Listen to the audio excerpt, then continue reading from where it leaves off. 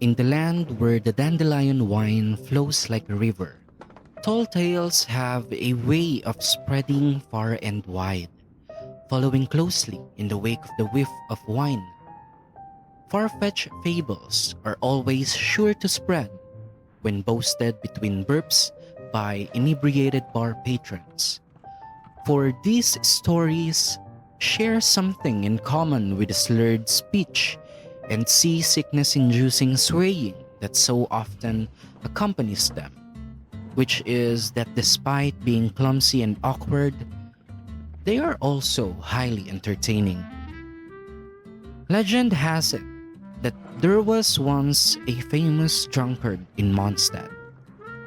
It was said that he could hold his alcohol as well as any hunter from Springvale in the off-season. And yet, still he would drink till he was drunk.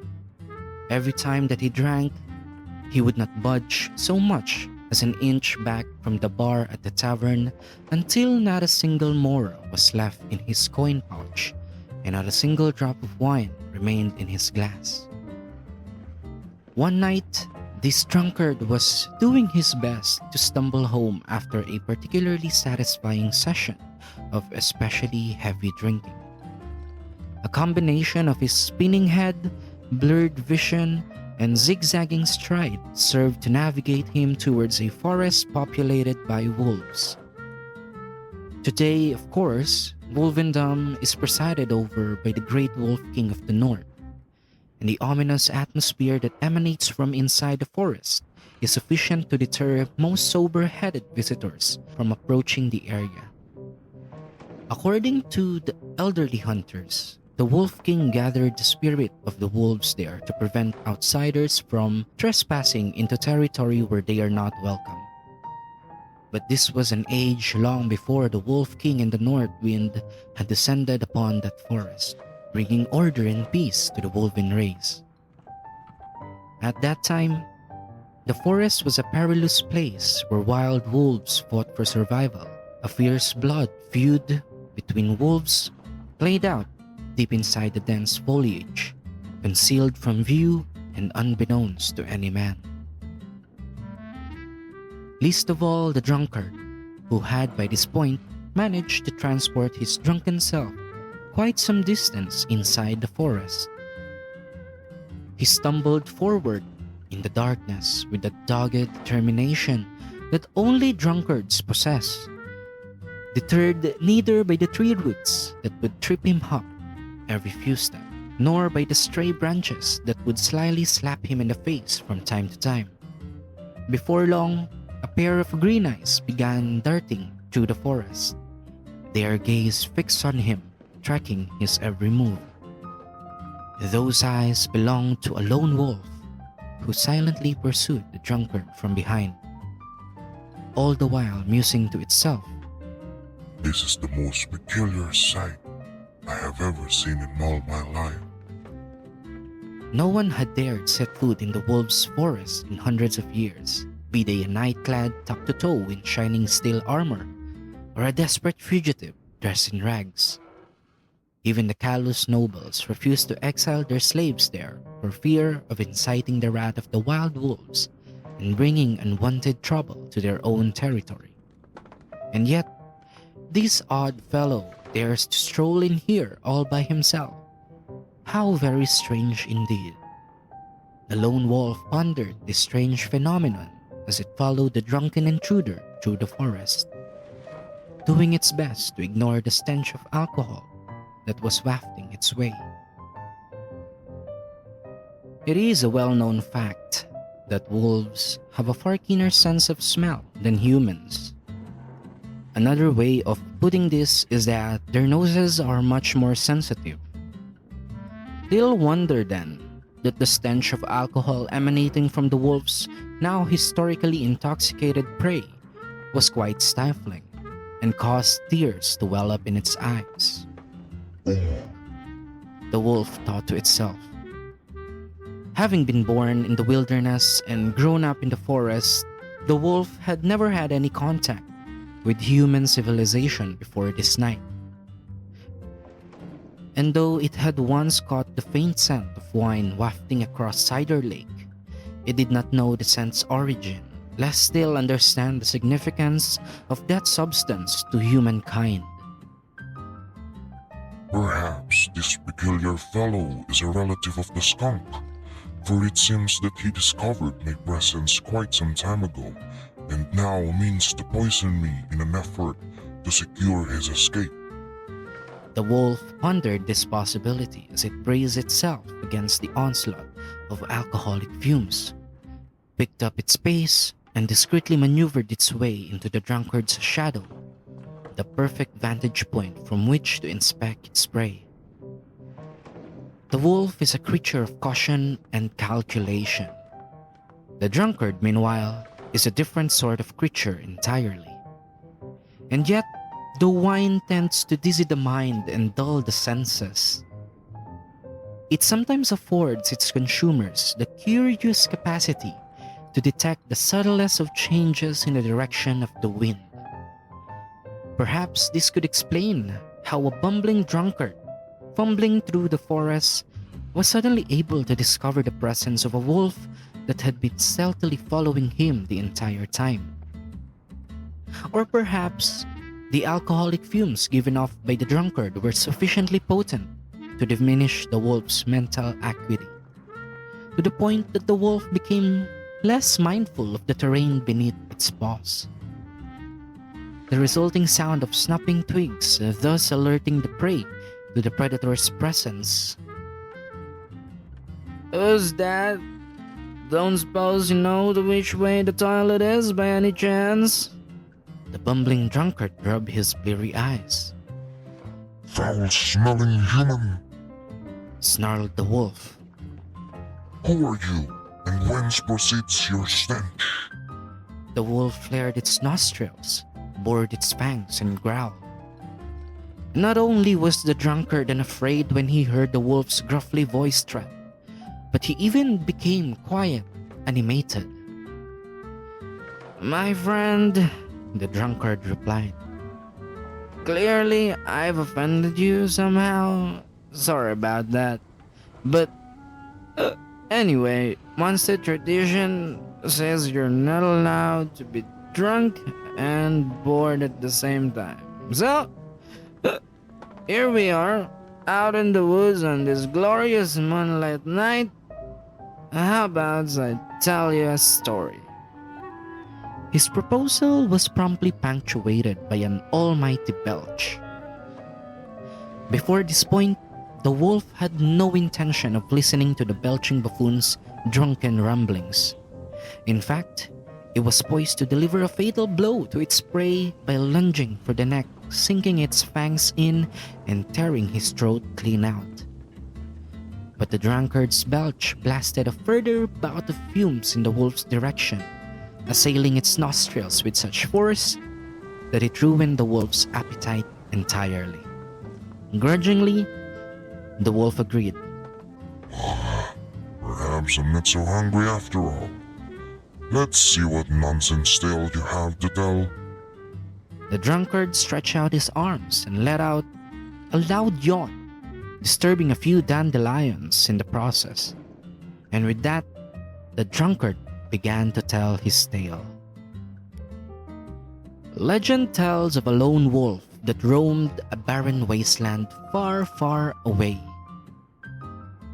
Once, he had been king of his pack, leading them in the hunt, in battle, and in the search for a home.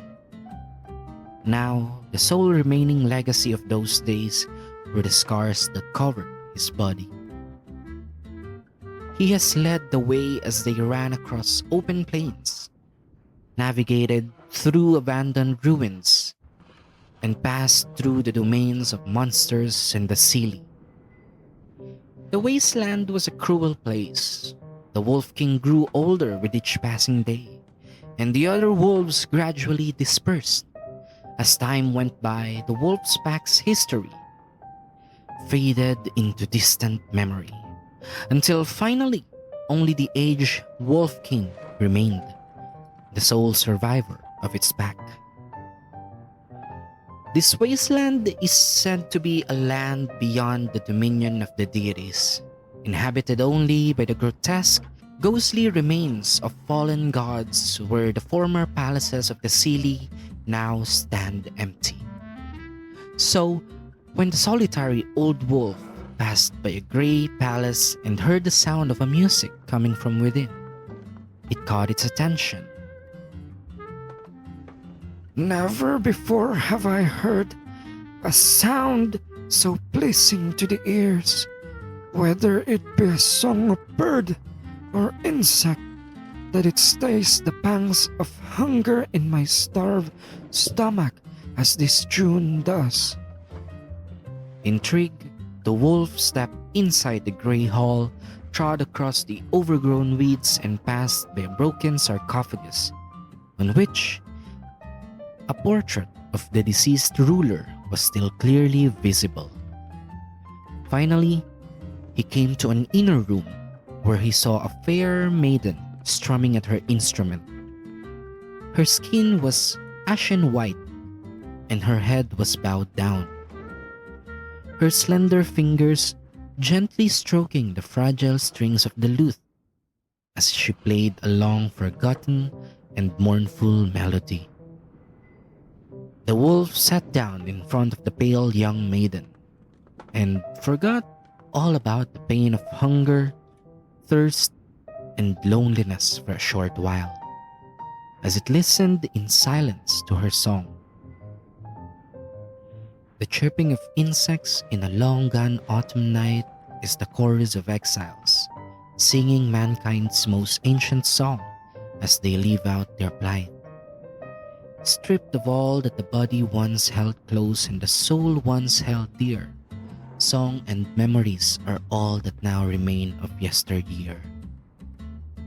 The last singers, the first Seelie, they played their final tune in the halls of angels.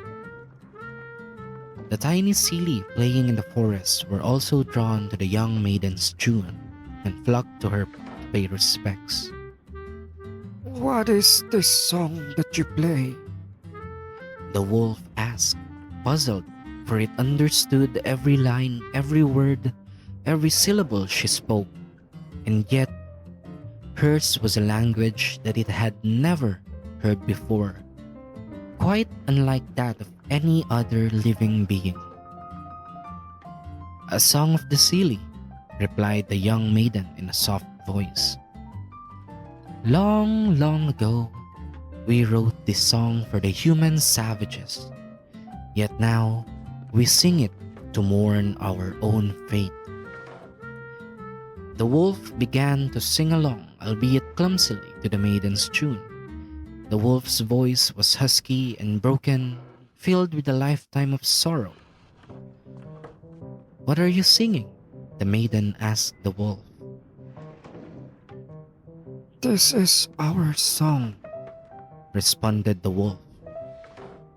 "It sounds ghastly." The maiden made no attempt to soften her criticism as she continued to caress the lute strings. "But you are welcome to sing along with me all the same." And so, a shared chorus, sung by fair young maiden and weary old wolf, filled the chambers of the long-abandoned palace. It is said that to this day, adventurers who pass by this palace still hear a strange yet harmonious melody sounding from within. And then, story ends here? The wolf licked its lips, somewhat ruefully, and then said, I suppose I shall tell you a story now. and with that, the wolf cleared its throat and began to tell its tale. Legend has it that the first wine of Mondstadt was brewed in the age when the north wind howled, in the age when the kings of ice and frost fought for dominion. Mondstadt's forebears brewed rudimentary wine from wild fruits even as they shivered in the biting cold. They did so to ease the pain of their frostbitten fingers and to give them the courage to face the harsh, and unforgiving eyes. For at that time, the land of Mondstadt was engulfed by ice and snow, and the dandelions had not yet reared their heads. It is said that the first person in Mondstadt to discover the craft of wine brewing was a grossly negligent guard.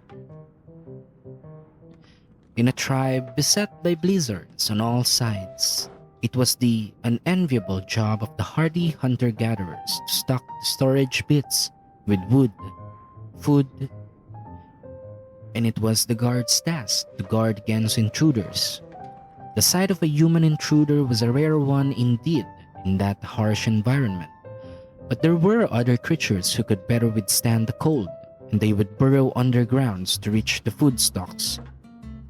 The rules of the tribe were that one person should inspect the storage pits at all times, filling in any mouse holes discovered, or better still, catching them red-handed in the act of pilfering to keep the tribe's food supplies at plentiful levels. At that time, the damp, dark caves needed constant care and attention to prevent the food they held from going bad and rotting. On top of this, the mischievous little creatures that hid away out of sight would sometimes play pranks on the guards. One day, a wily wind spirit noticed that the grossly negligent guard was once again being grossly negligent. So the spirit took the form of a fox and crept into a pile of wild apples. There, it caused yeast to grow, ripening the apples and causing them to ferment. The grossly negligent guard was ravenous when he returned, and elected to partake of one of the apples. The mellow taste of fermented fruit delighted both his body and his mind. Immediately, he took animal hide and squeezed the juice from the apples, creating wine. The grossly negligent guard who first invented brewing in the age of ice and snow also became Mondstadt's first drunkard. It is said he was the first person ever to fall into a drunken dream. In his first drunken dream, he drunkenly dreamt that he had become a lone wolf. Somewhere in the long-lost past, or possibly the far-flung future, he fought fang and claw with rival wolf packs, battled with humans for food in the midst of a raging snowstorm, and met the first Silly. The tribe-dwelling human and the pack-dwelling wolf could not bear to live in solitude. This newly brewed wine served to bring man and wolf together in their dreams. But their attitudes towards these dreams were poles apart. The human who knew only the wind and snow yearned for the wasteland where the lone wolf runs freely. But the lone wolf was fearful of the human's desire. It could not understand why this human was captivated by dangerous illusions and sought hope from within them. What concerned the wolf even more was that, when in a drunken human dream, it could no longer distinguish whether it was a wolf or a human with a wolven spirit. So the wolf swore an oath never to touch the human's poison again, to resist the allure of wine. Wolves are not the children of the wind, and the land of wine and song is not their home. So the wolves left the human's domain and settled far off in the wilderness and deep in the mountain forests, places where the scent of wine could not reach them. What you humans call wine, we wolves call the abyss. The wolf haughtily concluded. But as the wolf turned towards the drunkard to say this line, it discovered that the drunkard was now lying fast asleep on a bed of pine branches. The wolf was most displeased and violently expelled the puff of air from its nostrils before leaving the still pungent pile of sleeping human to his business and going on its way.